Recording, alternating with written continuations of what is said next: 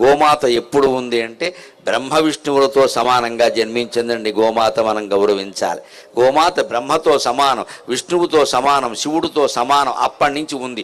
వస్తుంటే గోవు కనపడింది. ఆ గోవు దగ్గరికి వెళ్ళి నువ్వు నాకు సాక్ష్యం చెప్పు, నేను చూసినట్టుగా అన్నట్ట. అంటే అది ఏం చేసింది, ముందు తోకతోటి ఇలాగా, నేను చెప్పను. నువ్వు చూడలేదో, నువ్వు చూశానని చెబుతున్నావు, నేను చెప్పను అంది. తోక ఊపింది. తోలు తీసేస్తా, బెదిరించి సాక్ష్యాలు చెప్పించడం అప్పటి నుంచి వచ్చింది.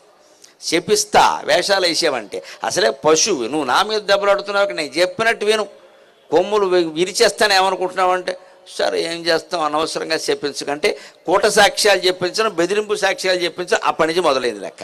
మళ్ళీ అప్పుడు అనిపించింది ఏమో ఒక సాక్ష్యం అంటే తీరా కిందకి వెళ్ళే వరకు ఈ గోవు ఉంటుందో ప్రాణం వదిలేస్తుందో, 2 సాక్ష్యాలు ఉంటే మంచిదని ఆలోచించాడు.